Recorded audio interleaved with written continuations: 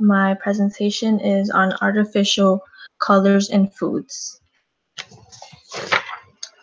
So, health nutrition issues. A number of dyes with known or suspected genotoxic or carcinogenic properties have been shown to be added illegally to foods. For those who do not know what genotoxic means, it is known to damage DNA, thereby causing mutations and cancer.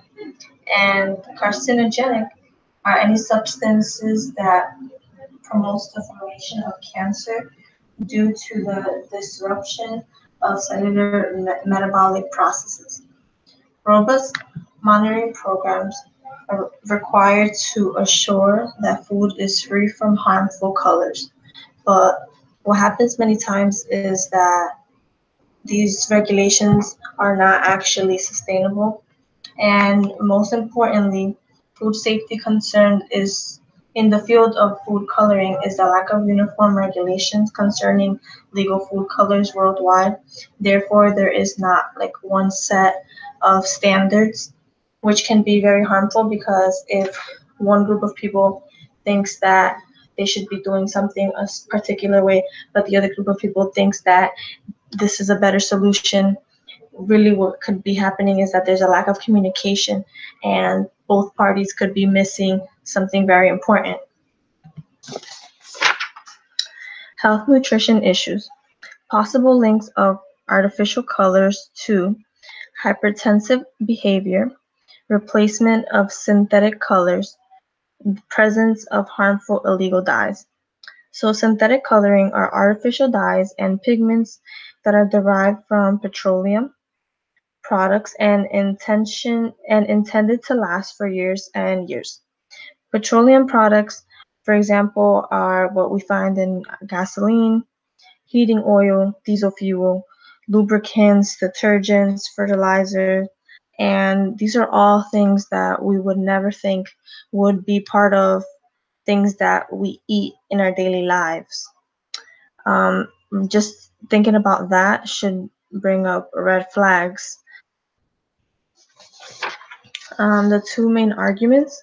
So viewpoint one is that food coloring makes food look brighter and more appealing to the consumer, and also that it's quote unquote FDA approved. And then viewpoint two is that it causes hyperactivity in children. Um, there are negative effects on hypertension and diabetes, and the markers and it also serves as a marker for low quality food.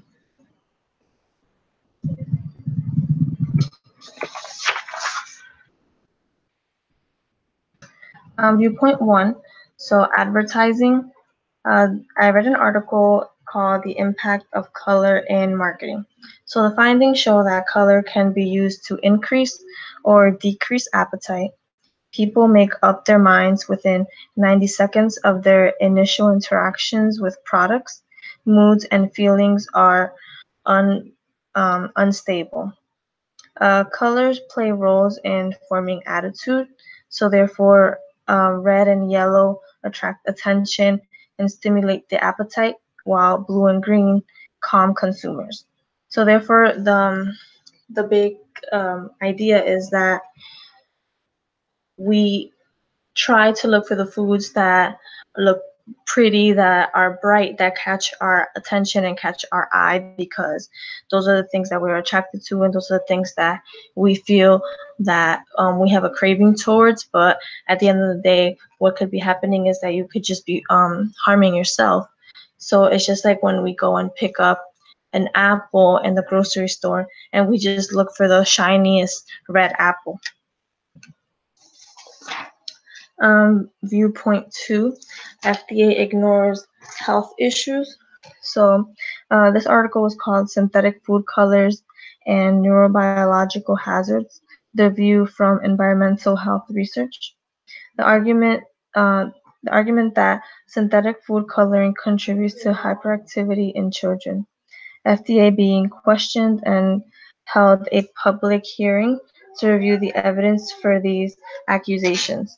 FDA concluded that the health issues are not correlated to artificial coloring, instead to environmental factors, and the FDA failed to recognize significant subpopulations. So what we need to take in consideration here is that just because something is FDA approved does not mean that it is what is the best and what's safe for the population, because at the end of the day, their focus is that if they do not allow these foods to be sold anymore, then they're going to be losing money. So what we need to do is understand that we have a say and we need to do something about it. Ethics, taking action. So be aware of the dangers. Cut out excessive amounts of colored foods, compare children's behaviors with and without artificial food consumption, because many times the FDA argues that there is no correlation, but you can really see it for yourself.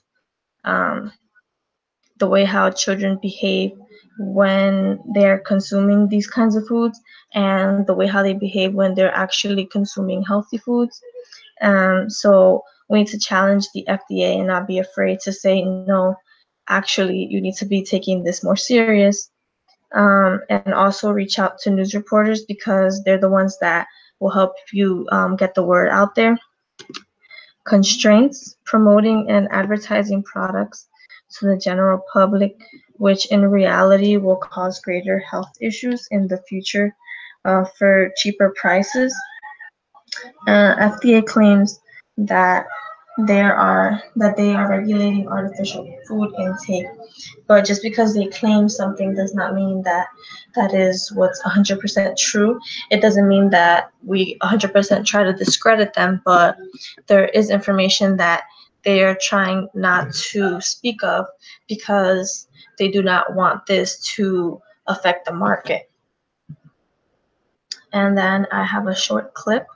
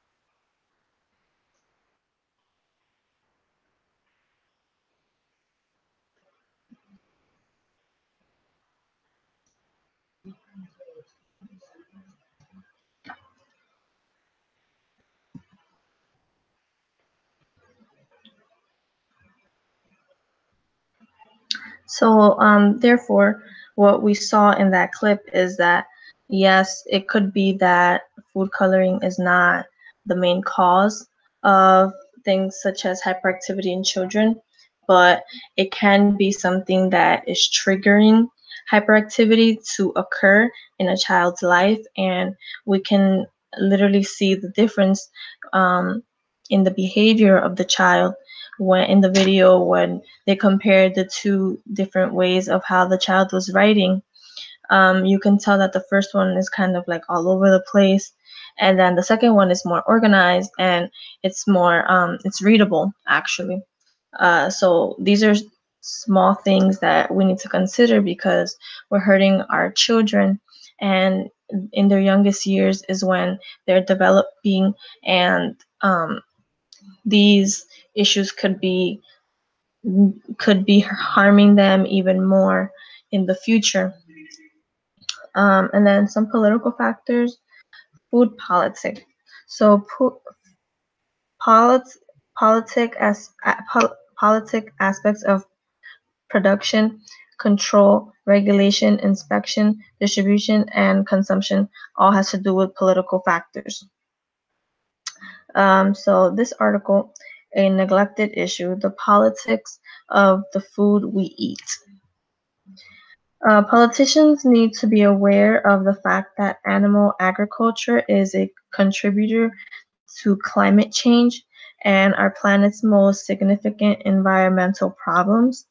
Rather than requiring factory farms to act more responsibly, they rely on taxpayers to help clean the mess.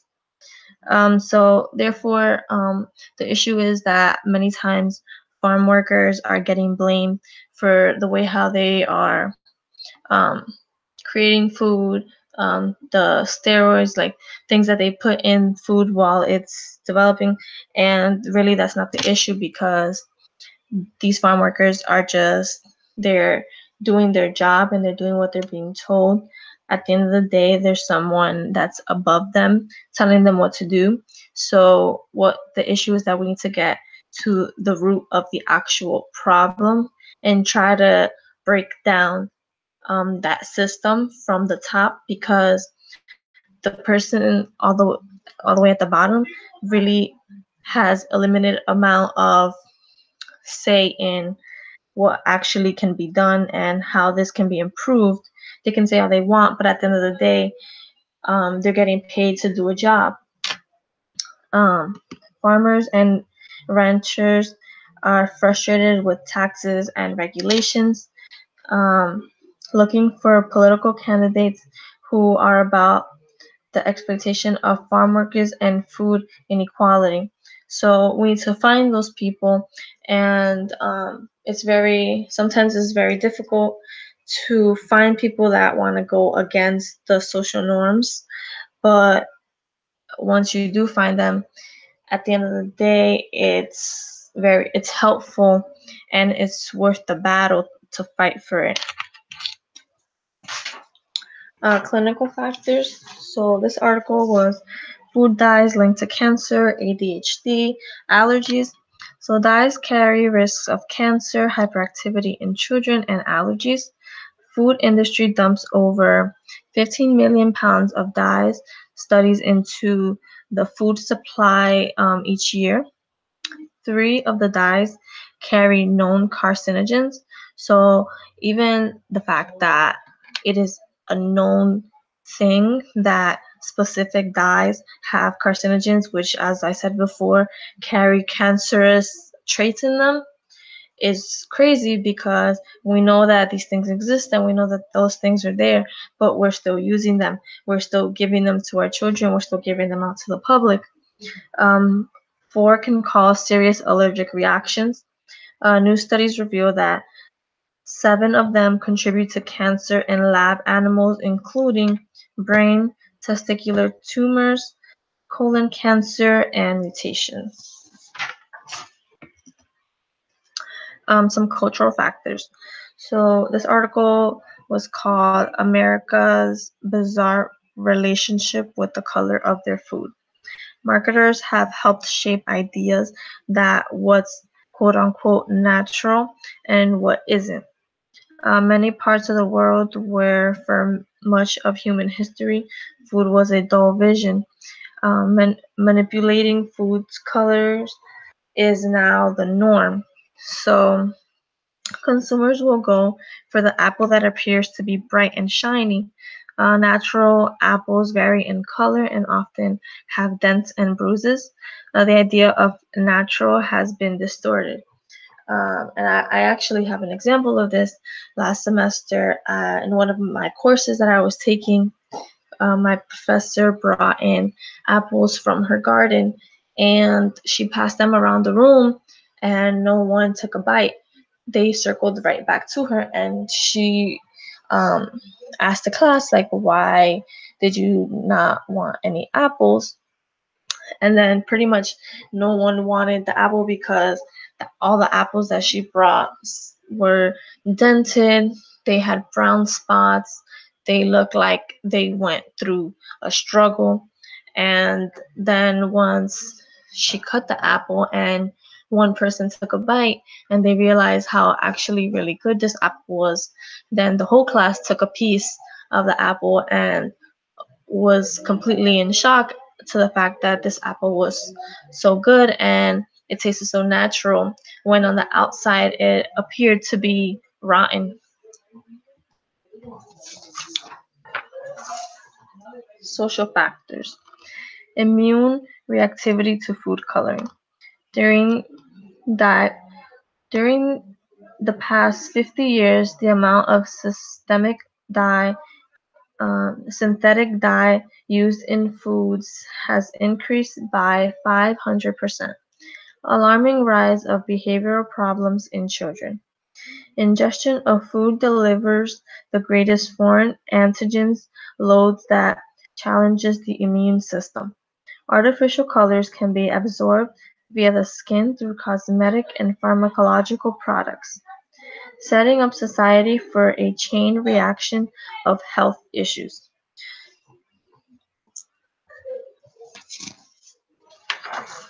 So my summary, artificial food coloring negatively affect behaviors in children, increasing risks of health-related issues, preserve food longer and appeals to appetite, cheaper foods. So most of the time, the people that are consuming a lot of these unhealthy and artificial coloring food are people of low socioeconomic class because these are the foods that are mostly available and accessible to them. Dyes contain petroleum. FDA does not have an effective method of regulating color dyes, so we need to take action and there needs to be more research done that will completely shut this down and move us in the right direction and move us in a more healthy direction for our near futures. In conclusion, negative effects of artificial food coloring in children with hyperactive symptoms. Research has associated food dyes with problems in children, allergies, hyperactivity, learning impairments, irritability, and aggressiveness. So the way that we need to take action, it needs to come from all sources. Therefore, clinicians need to get involved, parents need to get involved, food companies and the government needs to get involved because it's it's a big movement and it won't happen unless everyone tries to come to a compromise. But really, it starts with one person, and you may think that one person can't do much, but if that one person reaches out to someone else and that person reaches out to someone else, then at the end of the day, you'll have a group of people that are educated and can prove the government wrong and use social media to your advantage. This will hopefully be something that we can improve on in our future and increase the health in our country and worldwide. And these are my references. Thank you.